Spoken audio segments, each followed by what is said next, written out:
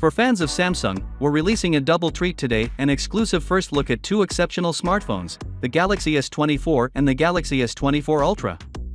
We provided an exclusive first look at the Galaxy S24 in our earlier story. Now that you have an exclusive sneak glimpse, it's time to solve the intriguing puzzles surrounding the Galaxy S24 Ultra. We've teamed up with famous leaker ONLAKS to make this possible.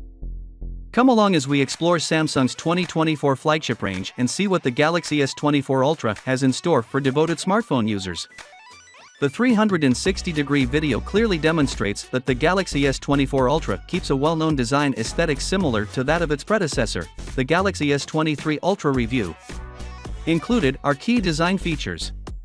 Samsung has made amazing progress in reducing the bezel size, even if the Galaxy S24 Ultra still has a large 6.8-inch display.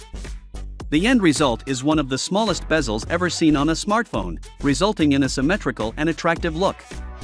In order to provide a clear and lifelike viewing experience, the device will feature a WQHD+ resolution display. A cylindrical module with 4 cameras and other sensors is visible on the phone's back. It is noteworthy that the S Pen still comes with a separate holster for customers who value stylus capability. Samsung looks to be adopting the practice of including a UWB ultra-wideband antenna on the Galaxy S24 Ultra's right side edge.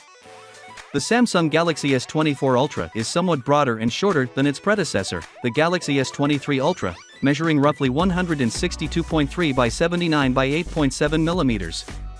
A device that is 1G lighter and weighs 233 g is expected to result from the use of a titanium frame, comparable to Apple's design decision. The battery size is expected to stay at 5,000 mAh with 45W fast charging capabilities, which is noteworthy.